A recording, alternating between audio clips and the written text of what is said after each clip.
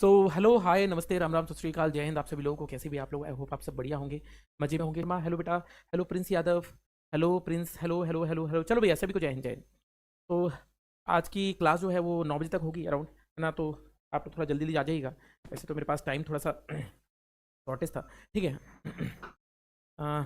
L T boy बेटा, मैं सब कुछ करा दूंगा। मुझे 1-2 दिन का टाइम और दो, मैं सब कुछ कराऊंगा। अभी मैं थोड़ा सा बहुत ज़्यादा बिजी हूँ अपनी लाइफ में, है ना। मुझे 1-2 दिन का समय और लगेगा, मतलब 2 दिन का समय और लगेगा। इसके बाद मैं थोड़ा फ्री होऊंगा, फिर मैं आप सबके साथ बाकी चीज़ें करता हूँ, ठीक है।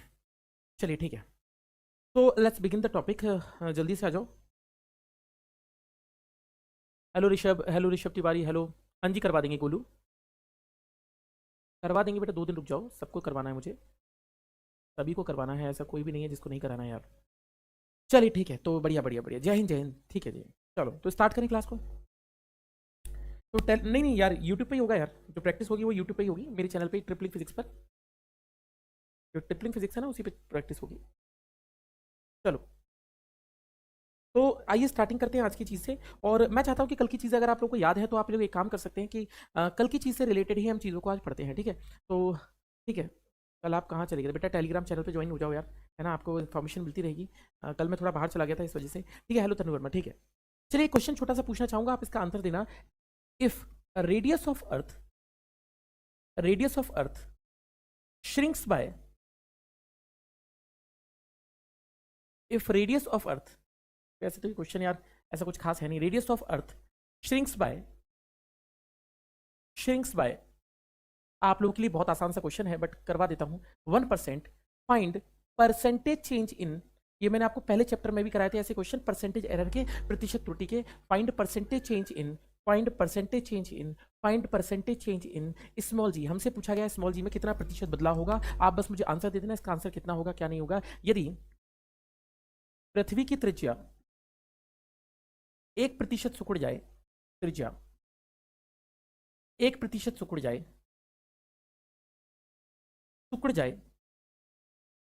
और द्रव्यमान अपरिवर्तित रहे, और द्रव्यमान अपवर्तित रहे रहे स्मॉल जी में प्रतिशत बदलाव बताइए।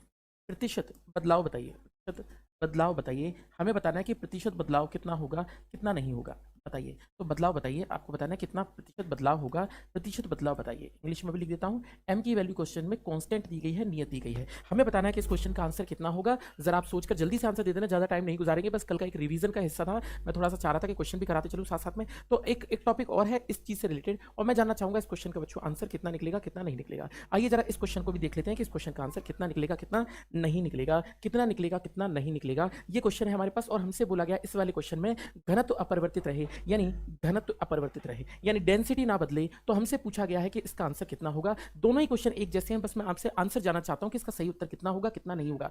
कॉन्सेप्ट फिजिक्स में समझना कि क्या चीज़ है क्या चीज़ नहीं है। आज मैं आपको एक और चीज़ बहुत बढ़िया सी बताने जा रहा हूँ, बहुत बढ़िया सी चीज़ को बताने जा रहा हूँ, ठीक है जी। हाँ जी भैया, ठीक है जी राकेश। हाँ जी राकेश, हेलो। तो हमसे पूछा गया कि पृथ्वी कितनी बदलेगी। भाई अगर आप कॉन्सेप्ट समझते हो तो मेरी बात समझना। फिजिक्स में जब भी कभी डायरेक्टली प्रोपोर्शनल या इनवर्सली प्रोपोर्शनल के निशान लगते हैं, यानी डायरेक्टली प्रोपोर्शनल इनवर्सली प्रोपोर्शनल को हिंदी में कहते हैं समानुपाती या व्युत्क्रमानुपाती। आज के बाद ये बात ध्यान रखना, आज मैं जो चीज बना के चल रहा हूं इस बात को समझ लेना। आप ऐसा कई बार फंसते होगे अपनी फिजिक्स में कि एच बराबर आई स्क्वायर आर टी भी होता है, एच का फॉर्मूला वी स्क्वायर बटा आर टी भी होता है। तो लोगों को ये समझ में नहीं आता कि एच आर के डायरेक्टली प्रोपोर्शनल यानी समानुपाती है कि एच आर के व्युत्क्रमानुपाती है, क्योंकि फॉर्मूले तो दोनों है। और बहुत सारे लोग कंफ्यूज हो जाते हैं कि sir I square R T लगाए कि V square by R T लगाए, और यही तकलीफ है ज्यादातर लोगों की। तो मैं आपको एक सिंपल सी बात बताता हूं कि ये प्रश्न कैसे किए जाते हैं। सबसे पहली बात फॉर्मूला लिखिए। और फॉर्मूला बच्चों अगर आप लिखोगे तो आपको साफ साफ पता चल रहा है कि जी का फॉर्मूला क्या होता है। जी का फॉर्मूला होता है G M by R square. अब ये समझो कि क्या चीज इसमें नियत दी गई है, क्या चीज इसमें कांस्टेंट दी गई है। बच्चों एम की वैल्यू इसमें क्या दी है, कांस्टेंट दी है। जी तो कांस्टेंट होता ही है पहले से ही। तो क्या मैं बोल सकता हूं जब सब कुछ नियत है तो फिजिक्स में लिखाया जा सकता है जी आर के स्क्वायर के इनवर्सली प्रोपोर्शनल। परसेंटेज एरर अगर आपने नहीं पढ़ा है तो पहला चैप्टर आप जरूर पढ़ के आइएगा मेरे साथ में। मैंने आपको वहां प्रतिशत त्रुटि के सवाल करवाए हैं। डेल्टा जी बाय जी इंटू में 100%, नीचे लिख देता हूं। आप इसको ऐसे लिख सकते हैं जी समानुपाती आर की पावर -2। आप इसको लिख सकते हैं डेल्टा जी बाय जी इंटू में 100%, बराबर में पावर आगे आ जाती है -2 into delta R by R into में 100%। क्लास में क्वेश्चन इस तरह के भी करवाए गए हैं, आपको याद होगा। और बच्चों आपको ये बात पता है कि आपसे क्या बोला गया, 1% घट जाए। अगर 1% घट गई, घटने का मतलब -1, तो आंसर कितना आएगा? इस पूरे की जगह त्रिज्या कितनी है? 1% घटाई है, मतलब -1, आंसर कितना आएगा? 2%। जिन्होंने भी इसका आंसर 2% दिया था, बढ़ जाएगी, वो इसका आंसर क्या था? सही था, प्लस में आंसर निकला है, इसका मतलब बढ़ जाएगी, 2% बढ़ जाएगी। ये इस क्वेश्चन का, इस प्रश्न का सही उत्तर होगा। जिसने भी दिया था बहुत बढ़िया है। तो इसी तरीके से सवाल कर सकते हैं बच्चों। अगला क्वेश्चन क्या पूछा गया है, समझिएगा। अगला क्वेश्चन क्या हो गया है? यदि पृथ्वी की त्रिज्या 1% सिकुड़ जाए और घनत्व अपरिवर्तित रहे, घनत्व अपरिवर्तित रहे, एक मेरा कॉन्सेप्ट समझना बेटा, समानुपाती या व्युत्क्रमानुपाती, डायरेक्टली प्रोपोर्शनल या इनवर्सली प्रोपोर्शनल के निशान तब लगते हैं जब बाकी सारी चीजें क्या हो? कांस्टेंट हो। कभी भी क्वेश्चन में कोई चीज कांस्टेंट दी गई है तो याद रखिएगा वो वाला फॉर्मूला यूज होगा जिसमें वो वाली चीज आती होगी। इसमें वो वाला फॉर्मूला यूज होगा जिसमें घनत्व यानी डेंसिटी आती होगी। अगर डेंसिटी नहीं आ रही है तो वो क्वेश्चन लिखा ही नहीं जा सकता। एक सिंपल से शब्दों में समझो, वो क्वेश्चन अटेम्प्ट ही नहीं होता है। अगर आप चाहते हैं कि जी का रिलेशन आर के साथ बनाओ तो मेरे भाई मेरी बात को समझ लो, मैं क्या कह रहा हूं। मैं आपसे ये कह रहा हूं मेरे भाई, अब की बार फॉर्मूला है जी बराबर GM/R², और अब की बार जी तो कांस्टेंट है, पर मेरे भाई अब की बार द्रव्यमान नियत कहां दे रखा है? और जब मास कांस्टेंट नहीं दिया है, जब द्रव्यमान नियत नहीं दिया है, तो भैया कैसे लगा दोगे जी इनवर्सली प्रोपोर्शनल टू R²? नहीं है समझ में। अच्छा एक बात बच्चों, चलो छोड़ो, मुझे पता है कि तुम समझने में तुम्हें थोड़ी तकलीफ होती है। एक बात मुझे बताओ, लाइट जब एक मीडियम से दूसरे मीडियम जाती है तो ऐसी क्या चीज है जो नहीं बदलती? चलो मेरे को बता दो आज। आप लोग बहुत इंटेलिजेंट हो। आप मुझे एक बात बता दो, लाइट जब एक माध्यम से दूसरे माध्यम जाती है तो ऐसी कौन सी चीज है जो नहीं बदलती? लाइट जब एक मीडियम से दूसरे मीडियम जाती है तो ऐसी कौन सी चीज है जो नहीं बदलती? आप ही मुझे सोचकर बता दो कि ऐसी कौन सी चीज है जो कभी नहीं बदलती जब लाइट एक माध्यम से दूसरे माध्यम जाएगी। तो आपका झट से आंसर आएगा कि सर जी मैं बताता हूं क्या होगा, फ्रीक्वेंसी, आवृत्ति नहीं बदलती। बच्चों पहली बात मुझे बताओ, आप कह रहे हो फ्रीक्वेंसी नहीं बदलती, आवृत्ति नहीं बदलती और तरंग दैर्घ्य वेवलेंथ बदल जाती है, ऐसा कैसे? क्या फ्रीक्वेंसी और वेवलेंथ एक दूसरे के इनवर्सली प्रोपोर्शनल यानी व्युत्क्रमानुपाती नहीं होती? भाई मुझे एक बात बताओ, मुझे एक बात बताओ, क्या फ्रीक्वेंसी और वेवलेंथ, तरंग दैर्घ्य और आवृत्ति एक दूसरे के व्युत्क्रमानुपाती नहीं होती? फिर आप कैसे बोल देते हो कि लाइट जब एक मीडियम से दूसरे मीडियम जाती है तो लाइट की सिर्फ फ्रीक्वेंसी नहीं बदलती, वेवलेंथ यहां एक बदल रही है और वहां कभी आप कहते हो कि आवृत्ति बढ़ेगी तो तरंग दैर्घ्य कम होगा, फ्रीक्वेंसी बढ़ेगी तो वेवलेंथ कम होगा। अपनी मर्जी से कोई भी वैल्यू डाल दोगे क्या? भैया अपनी मर्जी नहीं होती, कॉन्सेप्ट समझो कि होता क्या है।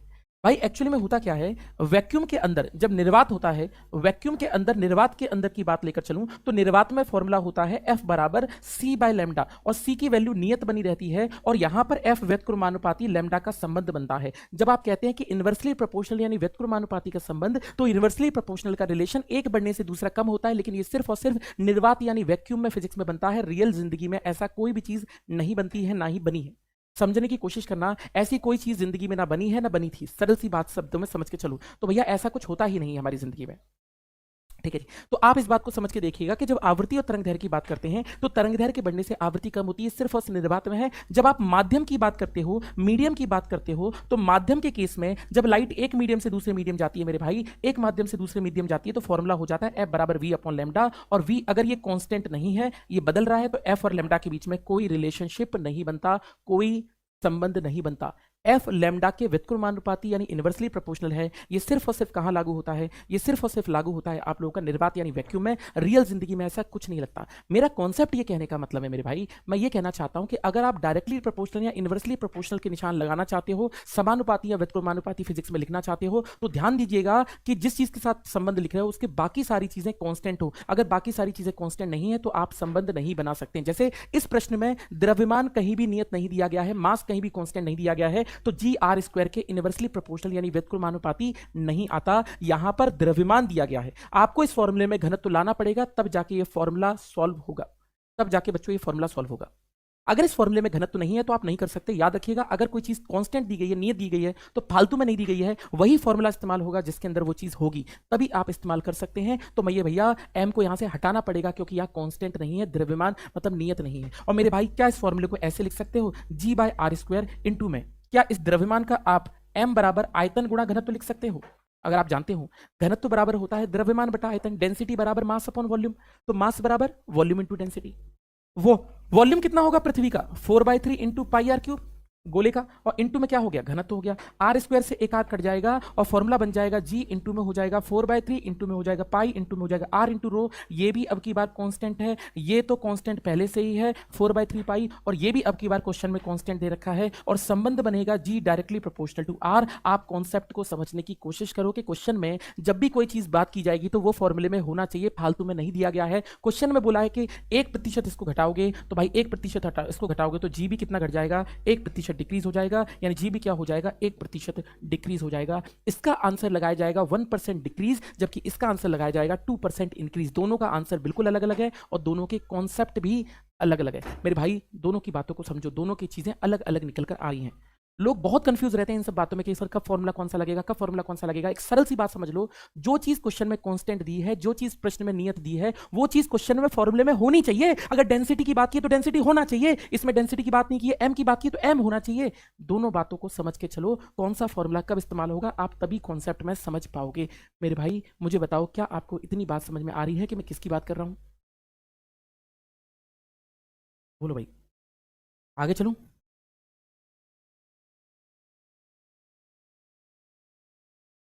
बोलो भाई। ठीक है, बढ़िया, ठीक है जी,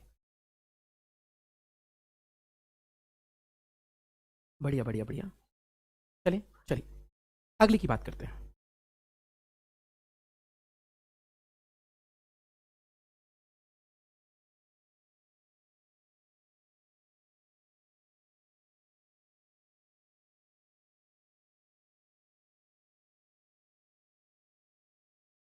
मास, जिसको हम द्रव्यमान कह रहे हैं, और दूसरा है वेट, जिसको हम भार कह रहे हैं। आप लोग को दिख रहा है? एक बार और बता दीजिए। अरे यार, 15 मिनट से तो बता रहा था यार। भैया जी, जी का फॉर्मूला होता है GM/R²। जो चीज कांस्टेंट दी गई है वो हमें पता है, m कांस्टेंट है, g कांस्टेंट है, तो g और इनवर्सली प्रोपोर्शनल टू R² लिख सकते हैं। परसेंटेज में आपको पहले चैप्टर में बता चुका हूं, इसके बाद की पूरी स्थिति आपको पिछले चैप्टर में पता है। लिखना है तो डेल्टा में लिखना होता है, डेल्टा g/g इंटू 100%, पावर आगे आ जाती है -2 इंटू डेल्टा R/R इंटू 100%। त्रिज्या घटाई है तो -1% लिख दिया, इतनी वैल्यू निकल। तो इस तरीके से हम लिख सकते हैं। अगला भी मैं आपको बता देता हूँ, अगला भी मैं आपको बता देता हूँ कि क्वेश्चन बोला गया है GM/R²। इस प्रश्न में, इस क्वेश्चन में डेंसिटी की बात की है। इस फॉर्मूले में डेंसिटी नहीं है तो डेंसिटी लाना पड़ेगी। डेंसिटी लेकर आओगे तो m बराबर लिख सकते हो v into rho, v into rho लिखकर आयतन का जगह वॉल्यूम की जगह लिख सकते हैं 4/3 पाई r क्यूब, क्योंकि पृथ्वी एक गोला है। और इसको सॉल्व कर लिया, g directly proportional to r बना। 1% अगर r घटेगा तो g भी 1% घटेगा, क्योंकि समानुपाती है, डायरेक्टली प्रोपोर्शनल है। इस तरीके से लिख सकते हैं। ठीक है जी। चलिए, मास और वेट, इन दोनों में क्या फर्क है? पहले चीज, amount of matter contained in a body, contained in a body, amount of matter contained in a body, amount of matter contained in a body, amount of matter contained in a body, amount of matter contained in a body, यानी वस्तु में, वस्तु में पदार्थ की मात्रा को, पदार्थ की मात्रा को, यानी वास्तविकता में चीज जिस चीज से बनी है उसी को हम क्या कहते हैं, उसको हम लोग क्या कहते हैं, जिस चीज से कोई चीज बनी है उसी को क्या कहते हैं हम लोग, द्रव्यमान कहते हैं। द्रव्यमान मतलब वास्तविकता में जो बना है ना, जो पार्टिकल्स उसके जो कण हैं वो है। तो कितना पदार्थ है वास्तविकता में उसको बोलते हैं द्रव्यमान। वजन कुछ और चीज होती है। वजन क्या होता है, उस द्रव्यमान पर कितना फोर्स लगा, उस मास पर पृथ्वी कितना फोर्स लगाती है, जो mg होता है उसको क्या बोलते हैं, वजन बोलते हैं। वजन बल है यानी फोर्स है, और द्रव्यमान मास की बात लेकर चलो तो वास्तविकता में जो पदार्थ है उसको हम मास बोलते हैं। दोनों अलग अलग बातें हैं। आप रोजाना जिंदगी में जब आप लिखते हैं कि 80 है, ये मास 80 नहीं है। मास तो अलग चीज है मेरे भाई। जब आप कहते हैं कि मेरा वजन 80 किलोग्राम है तो आपका m कितना होगा, तो m की वैल्यू होगी 80/g। g की वैल्यू को 9.8 या 10 मान लूं तो ये कितना निकलेगा, लगभग 8 किलोग्राम। आप समझिए आपका मास लगभग 1/10वां गुना होता है पृथ्वी के ऊपर। पर एक सिंपल सी बात समझ के चलो, सिंपल सी बात समझ के चलो कि द्रव्यमान और भार दोनों ही अलग अलग बातें होती हैं। द्रव्यमान अलग चीज है और भार अलग चीज है। द्रव्यमान की बात लेकर चलो तो अमाउंट ऑफ मैटर, यानी पदार्थ कितना है वास्तविकता में, कितना पदार्थ का वास्तविक वजन है, वास्तविक भार है, उस चीज की बात करते हैं। तो amount of matter contained in a body, amount of matter contained in a body, amount of matter contained in a body, यानी वास्तविकता में पदार्थ की मात्रा कितनी है, इसको हम क्या बोलते हैं, ये कह के चलते हैं। हाँ जी, ठीक है ठीक है। Next, the gravitational force of earth, the gravitational force of earth is weight, is wait.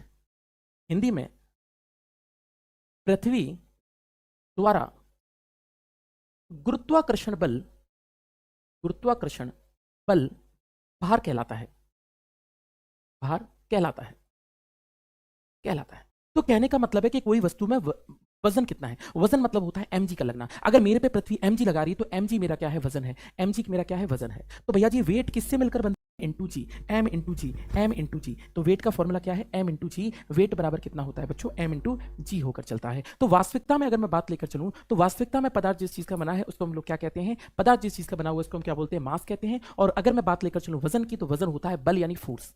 सीधी सी बात है। हाँ जी, वन शॉट रख लेंगे बेटा, वन शॉट रखते हैं, ठीक है जी। Shivam Rawat, GM by R square क्या होता है बेटे, जीएम बाय आर स्क्वायर नहीं बेटा, सिर्फ mg, सिर्फ अकेला जीएम, ठीक है जी। चलिए नेक्स्ट चीज।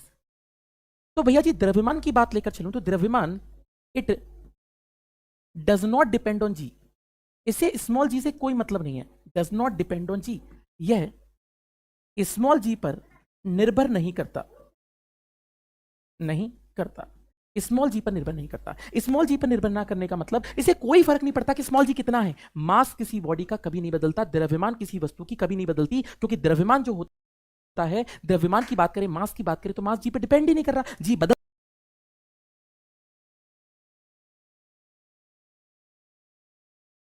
पे डिपेंड ही नहीं कर रहा, जी बदलता रहे जब तक बदलना है, जी बदल जाए, 0 हो जाए, 100 हो जाए, 50, हमें क्या मतलब जी से भाई, यहां एम को कोई लेना देना नहीं है जी से, जी ऐसी तैसी कराए अपनी, हमें कोई मतलब नहीं है, सीधी सी बात। अगर मैं बात करूं कि मेरे भाई द्रव्यमान की बात करूं तो द्रव्यमान क्योंकि जी पे निर्भर नहीं करता है, तो भैया जी पृथ्वी पर अगर किसी का द्रव्यमान 8 किलोग्राम है तो चंद्रमा पे कितना होगा मेरे भाई, तो चंद्रमा पे भी 8 होगा मेरे भाई। अगर मैं बात लेकर चलूं पृथ्वी के केंद्र पर सेंटर ऑफ अर्थ पर कितना होगा, तो सेंटर ऑफ अर्थ पे भी कितना होगा, 8 केजी होगा। अगर मैं बात लेकर चलूं कि अगर मैं बात लेकर चलूं मंगल ग्रह पर कितना है, तो मार्स पर भी कितना होगा, 8 किलोग्राम होगा। आप सूरज पर चले जाएं, सूरज पे कितना है, तो सूरज पे भी 8 ही किलोग्राम है। द्रव्यमान स्थिति के हिसाब से नहीं बदलता, mass does not change with position, mass does not change with position, does not change with position. जगह बदलने से कोई फर्क नहीं पड़ता, द्रव्यमान नहीं बदलता, द्रव्यमान स्थिति पर निर्भर नहीं करता है, द्रव्यमान स्थिति पर निर्भर नहीं करता है, स्थिति पर निर्भर नहीं करता है, निर्भर नहीं करता है। कहीं भी चले जाओ द्रव्यमान को कोई लेना देना नहीं है। हाँ जी, मास बिल्कुल सेम रहेगा। लव यू बेटा विवेक, लव यू बच्चे आपको भी, ठीक है जी। तो द्रव्यमान हर वस्तु का क्या रहता है, हमेशा सेम जगह रहता है। अब हम बात करें वजन डिपेंड करता है, वजन में तो जी आ रहा है, इसका मतलब wait depends on small ji.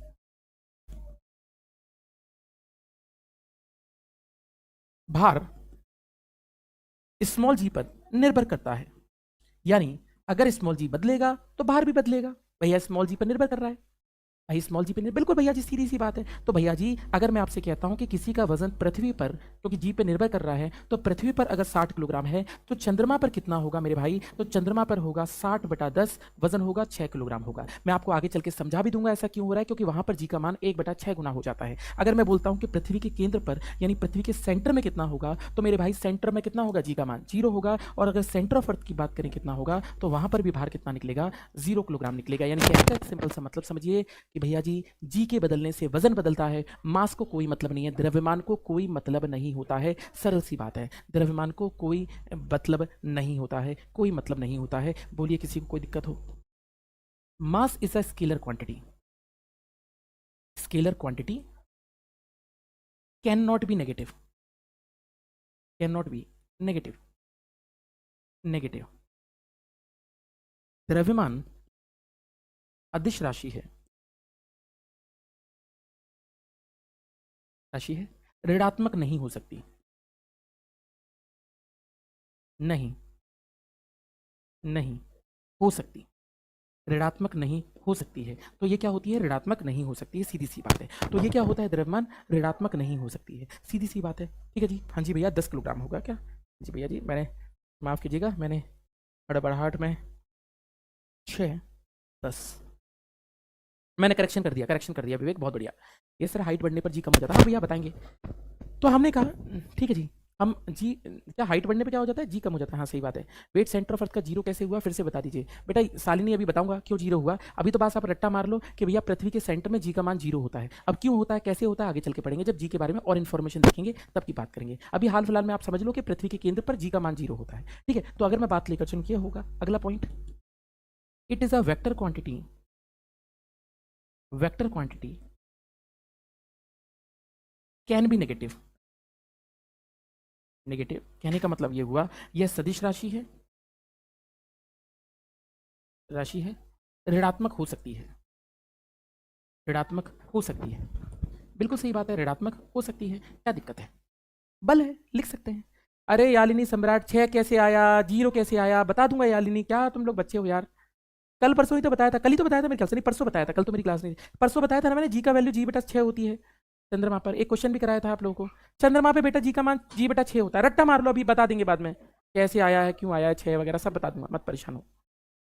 Wait on north and south pole vary करेगा, करेगा, रुक जाओ हर्षित, तुम लोग इतना जल्दी क्यों भाग रहे हो यार, तुमको आता है क्या टॉपिक ये सब, अभी देख लेंगे कितना आता है, मेरे को थोड़ा सा वक्त तो दो बेटे, मैं भी देख लूंगा कितना आता है, चलो ठीक है। तो अगर मैं बात लेकर चलूं तो ये एक सदिश राशि है और ऋणात्मक हो सकता है, तो क्या है, ऋणात्मक हो सकता है, सरल सी बात है। जो अगर मैं बात लेकर चलूं तो अगली की बात करते हैं, अगली चीज द्रव्यमान और भार में एक और अंतर,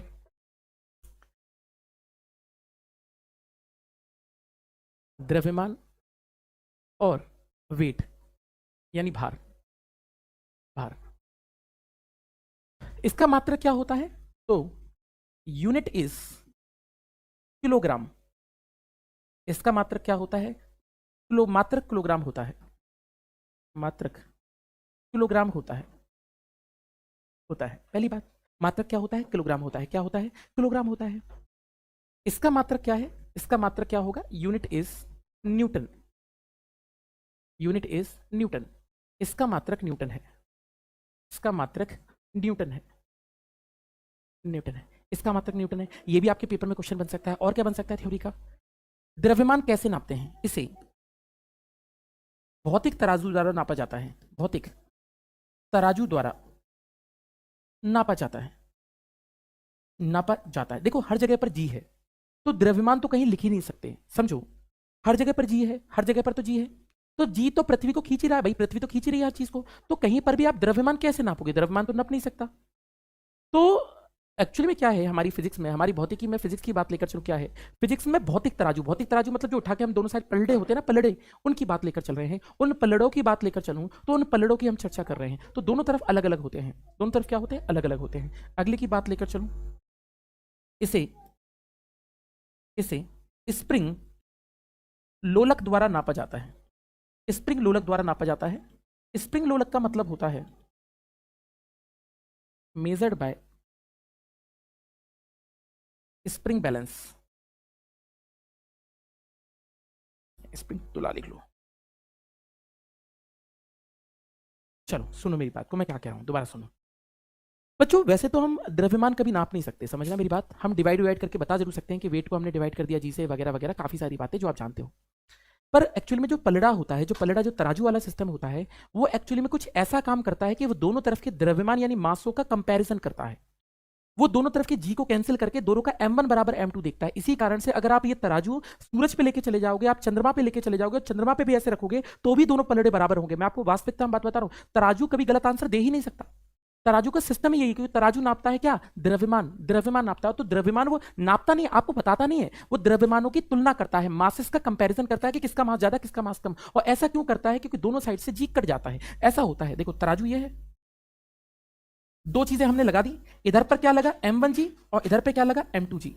तो क्या होता है, एक ही रस्सी पर दोनों लटके होते हैं, एक ही रस्सी पर दोनों बल बराबर होंगे, और क्योंकि बीच में है, बिल्कुल बीच में बराबर बराबर है, इसका मतलब क्या है, m1g का मान जब बराबर होगा तभी तो बीच में होगा बिल्कुल, तो m1g किसके बराबर हो जाता है, m2g के बराबर, और g से g कट जाता है, और ये क्या करता है, m1 और m2 की तुलना करता है। इसीलिए एक बात समझना, तराजू को अगर आपके पेपर में आए कि बताओ मास कैसे नापते हैं, द्रव्यमान कैसे नापते हैं, तो आप झट से मुंह उठा के अपना गड्ढे में मुंह धो के आप सीधे लिख देना कि मेरे भाई इसको नापने का तरीका सिर्फ और सिर्फ क्या होता है, तराजू होता है। तराजू आप कहीं भी ले जाओ, कभी गलत आंसर नहीं देगा, आप उससे सोना तोलो, चांदी तोलो, आपकी मर्जी पड़े वो तौलो, लेकिन वो कभी भी गलत आंसर नहीं देगा। आप रोजाना जिंदगी में जो चीज नापते हो उसका नाम वजन यानी वेट कहकर चलते हो, उसको हम क्या कहते हैं? वजन कहते हैं, क्योंकि हर जगह पर जी है तो जी तो लगेगा ही लगेगा। तो सिंपली सी बात है, हम क्या नापते हैं? जी नापते हैं। जिस मशीन पर हम खड़े होकर अपना वजन नापते हैं वो वेट बताती है, यानी भार बता के चलती है, ना कि वो द्रव्यमान बताती है। इस बात को समझिए। जो सर हम लोग मेजर करते हैं वो मास होता है, वेट होता है। वेट मास तो नाप ही नहीं सकते, बस मास का कंपैरिजन कर सकता है। अब तराजू तो बता नहीं सकता कितना मास है, तो वो तुलना करता है m1 बराबर m2 की। इस तरीके से वो तुलना करके चलता है। परंतु अगर आपके पेपर में आता है ये प्रश्न कि बताओ द्रव्यमान कौन नापता है, तो आपको लिख देना है सीधे सीधे क्या? ये वाला तराजू। और अगर आपसे पूछा जाए वजन कौन नापता है, तो लिख दीजिएगा स्प्रिंग बैलेंस यानी स्प्रिंग तुला। नहीं करो खराब। तो आप इस तरीके से दोनों बातों को समझ सकते हो। ठीक है जी। क्या हुआ भैया जी? वो तो पहले से ही काला है चेहरा, गड्ढे में धोने से और काला हो जाएगा। भैया काला और गोरे से कोई फर्क नहीं पड़ता, है ना? पैसे से होता है जो होता है जिंदगी में यार, है ना? कपिल शर्मा जी को देखिए, सब कुछ पैसा है भाई जिंदगी में। तुम ही शाहरुख खान से स्मार्ट लगोगे जिस दिन बढ़िया नौकरी लग गई, यकीन मानो। सर प्लीज बता दो कोर्स कब तक होगा? इससे क्या फायदा? आपको क्या फायदा मिलेगा अगर मैं आज बता भी देता हूँ, इस चीज का खुलासा कर दूं, आज इस रहस्य का खुलासा कर दूं कि सिलेबस कब होगा, तो इससे फायदा क्या होगा आपका? सर एम बराबर एटी जी कैसे मास निकाल सकते हैं? यालिनी सम्राट क्या कर रहे हो महाराज? क्या कर रही हो यार? क्या कर रही हो यार यालिनी? मेरी जिंदगी के पीछे पड़ी हो यार। बेटा डब्ल्यू बराबर एम जी होता है क्या नहीं होता है यालिनी? क्या तुम कौन सी कक्षा में हो बेटा? एम बराबर डब्ल्यू बाई जी नहीं लिख सकते बेटा। एम बराबर डब्ल्यू बाई जी नहीं लिख सकते बेटा। डब्ल्यू वजन अगर मान लो 80 नापा तो जी से डिवाइड कर देंगे तो एम नहीं हो जाएगा बेटा। गणित ही तो है सरल यार। फिर गोरा है सर।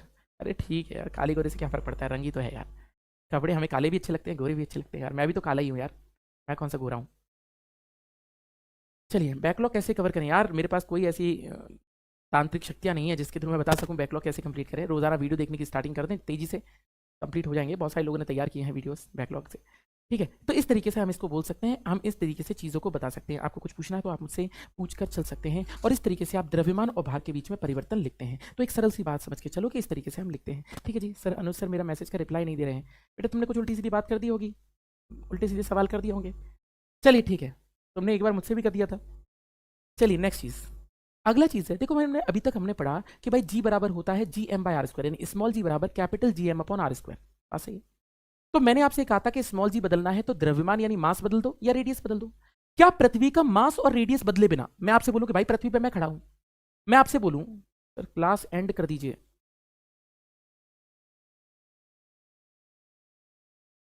अच्छा जी, चलिए हम क्या बोल रहे थे, दोबारा से बोल रहा हूँ यार। हाँ,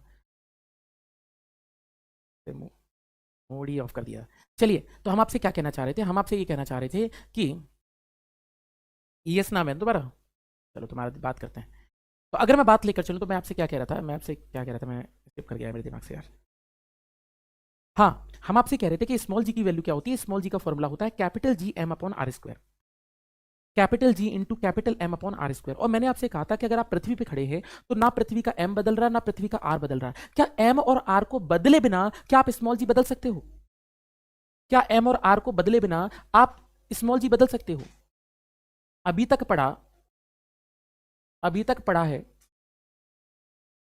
एम और आर बदल दो, बदल दो, एम और आर बदल दो। तुम्हारे कमेंट्स ही देखना बंद करते हैं यश, तुम्हारे कमेंट्स ही ब्लॉक करवा देते हैं। एम और आर बदल बदल दो तो जी बदल जाएगा, है ना? बदल जाएगा, यही था। जी का मान क्या हो जाएगा? बदल जाएगा। ये बात बिल्कुल सही है कि अभी तक हमने ये बात पढ़ी है कि भैया जी अगर आप एम और आर बदल दोगे तो जी बदल जाए। क्या बिना एम और आर बदले, बिना एम और आर बदले स्मॉल जी बदल सकते हैं? तो महाराज बदल सकते हैं, बदल सकते हैं। आइए देखते हैं कैसे बदल सकते हैं। अगर आप पृथ्वी से ऊपर जाओगे तो भी बदल जाएगा, पृथ्वी के अंदर जाओगे तो भी बदल जाएगा, और पृथ्वी घूमेगी तो भी बदल जाएगा। तो कई सारी चीजें हैं जिनके थ्रू क्या होगा, ये चीज बदल जाएगी। क्या हो जाएगी? बदल जाएगी। तो आप ये समझ के चलिएगा कि भैया जी एक सरल सी बात समझ के चलिएगा कि पृथ्वी पर क्या असर होता है, इस बात पे हम निर्भर करता है। तो पृथ्वी के बारे में बात लेकर चलूं तो भाई साहब आप ये पढ़कर चलोगे, आप ये पढ़कर चलोगे कि एम और आर बदलने से तो बदल ही रहा है, लेकिन बिना एम और आर के बदले भी हम चीजों को बदल सकते हैं। ठीक है जी। हाँ जी, आर भी नहीं ठीक है जी, आर भी नहीं बदला है हमें बदले बिना। ठीक है जी। तो भैया महाराज बदल सकते हैं। अब कैसे बदल सकते हैं वो हम देख रहे हैं। इसका नाम है इफेक्ट ऑन स्मॉल जी, यानी स्मॉल जी पर प्रभाव। Effect on small g, small g पर प्रभाव, स्मॉल जी पर प्रभाव। तो आइए देखते हैं स्मॉल जी पर किस किस चीज का प्रभाव पड़ता है। जरा देखते हैं किस किस चीज का प्रभाव पड़ता है। पहला, ऊंचाई के साथ बदल जाता है, विथ हाइट ऊंचाई के साथ बदल जाता है। दूसरा, विथ डेप्थ गहराई के साथ बदल जाता है, ऊंचाई के साथ, यानी ऊपर जाएंगे पृथ्वी के तो भी बदल जाएगा। गहराई के साथ बदल जाता है, गहराई के साथ बदल जाता है, गहराई के साथ अकेला। घूर्णन के साथ, विथ रोटेशन, यदि पृथ्वी घूमेगी तो भी बदल जाएगा, घूर्णन के साथ, के साथ। और आखिरी चीज जिसके बारे में बात कर रहे हैं, आकार के साथ, यानी विथ शेप भी बदल जाता है, यानी आकार के साथ भी बदल जाता है, आकार के साथ। इन चारों चीजों के साथ स्मॉल जी का मान क्या होता है, बदलता है। इन चारों को एक एक करके आपको पढ़ना है कि आखिर स्मॉल जी की वैल्यू ऊंचाई के साथ कैसे बदल रही है, गहराई के साथ कैसे बदल रही है। एनडी के पेपर में कई बार इस पर सवाल आए हुए हैं, बाकी एग्जामिनेशन में भी आते हैं, पर एनडी में आप ये समझ के चलो कि इस पर बहुत इंपॉर्टेंट है, आपके पेपर में इस पर सवाल पूछे गए हैं, आते भी हैं। ठीक है जी, आते भी हैं। तो आप ये समझ के चलिएगा कि इस पर कई तरह के सवाल बनते हैं जिसकी हम बात कर रहे हैं। तो आप स्मॉल जी पर अब प्रभाव पड़ रहे हैं, ऊंचाई के साथ क्या फर्क पड़ेगा ये हम बच्चों जानना चाहते हैं, ऊंचाई के साथ क्या होगा इसको हम जानना चाहते हैं। ठीक है, लेकिन इस चीज़ के बारे में हम पढ़ेंगे कल के दिन यार। ठीक है, ठीक है। आज मुझे थोड़ा जाना है, मुझे निकलना है थोड़ा सा, है ना, हॉस्पिटल की साइड। तो वैसे में तो मैं चाह रहा था कि आज क्लास आपकी दिन में हो जाए, पर दिन में कोई टाइमिंग ही फ्री नहीं था, तो इस कारण से। बाकी ठीक है, तो आज के लिए रखेंगे हम थोड़ी सी छोटी क्लास, बाकी हम रखेंगे कल कंटिन्यू। ठीक है, thank you very much, take care, जय हिंद।